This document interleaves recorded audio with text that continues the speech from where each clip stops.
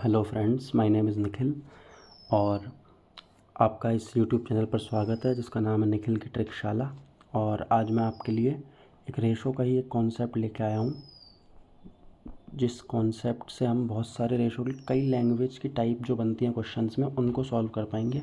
बस एक बार अच्छे से इस मेथड को हमको सीखना और समझना है। मैं बहुत आराम से आपको इसके बारे में सिखाऊंगा। इस जो मेथड है इसका नाम होता है क्रॉस प्रोडक्ट मेथड। ठीक है, इससे कई सवाल हैं, जैसे कि बहुत ही फेमस टाइप बनता है, एक एज वाला क्वेश्चन बनता है, एक आय जिसको हम इनकम एक्सपेंडिचर वाला क्वेश्चन बोलते हैं, रेशो में जो बनता है उसको भी हम सॉल्व कर सकते हैं। फेमस तो ये है, और भी मेथड कभी चेंज नहीं होगा और ना हमारी अप्रोच चेंज होगी, बस अप्लाई करना सीखना है एक बार, फिर हम किसी भी लैंग्वेज में इसको अप्लाई कर सकते हैं। तो हम इसको एक क्वेश्चन के थ्रू ही समझते हैं कि ये मेथड है क्या। दो लोग हैं, रंगिता और शाहीन। रंगिता और शाहीन दो लोग हैं जिनकी वर्तमान आयु हमको दे रखी है 6:5 और 12 वर्षों के बाद, यानी कि जब 12 हम ऐड करेंगे वर्तमान में 12 साल बाद, तो वो जो रेशो है ये हो जाएगा हमारा 7:6 12 सालों के बाद में। तो क्रॉस प्रोडक्ट मेथड क्या करता है, हम इस 6 को 6 से मल्टीप्लाई करेंगे 36 और इस 7 को 5 से मल्टीप्लाई करेंगे 35, डिफरेंस आया 1।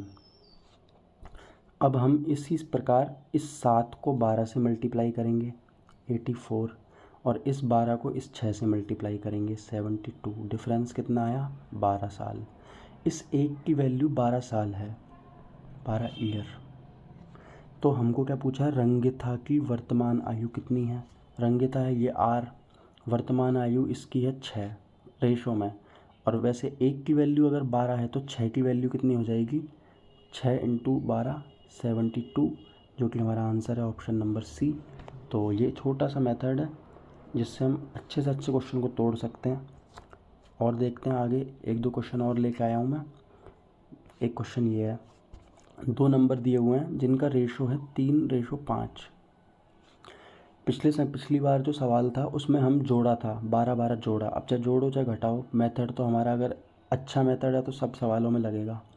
तो इस बार जो नया रेशो बन रहा है 12:23, वो रेशो बन रहा है 9 घटाने के बाद, दोनों नंबर्स में से 9 घटाने के बाद। हमको बस एक ही चीज़ ध्यान रखनी है इस मेथड में कि हम किस सीक्वेंस में घटा रहे हैं। अगर हम 23 को 3 से मल्टीप्लाई करने के बाद जो 69 आया है उसमें से हम 12 पंजे 60 को घटा रहे हैं, तो हमारी घटाने की डायरेक्शन क्या है, बस इस पे ध्यान देना है। हमने इस डायरेक्शन में इसको घटाया है, उसी डायरेक्शन में अब आगे घटाएंगे 12 को 9 से मल्टीप्लाई किया, माइनस का 108। एक बार अच्छे से लिख देता हूँ मैं, सॉरी माइनस का 108। दोबारा से अब इसको मल्टीप्लाई किया 23 को 9 से, तो माइनस का 207। अब इसको इसमें से घटाया तो हमारा घटाने के बाद आएगा 99। इस 9 की वैल्यू अगर 99 है तो एक की वैल्यू हो जाएगी हमारी 11। ठीक है, हमसे पूछिए संख्याएं। एक की वैल्यू 11 है तो 3 की वैल्यू 33 और 5 की वैल्यू 55, मल्टीप्लाई कर देंगे 11 से, तो ये हमारी दोनों नंबर आ गए, ऑप्शन नंबर सी। इस सवाल की लैंग्वेज में भी हमने ये मेथड लगा लिया। अब एक अच्छा क्वेश्चन है जो कि अगर ये क्वेश्चन हमने इस मेथड से बना लिया तो फिर हम ऑलमोस्ट सारे क्वेश्चन बना लेंगे। अब आप अच्छे से समझना इस लास्ट क्वेश्चन को। राम और रहीम दो लोग हैं, राम और रहीम, राम और रहीम दोनों एक ही क्वेश्चन में ले आया हूँ मैं।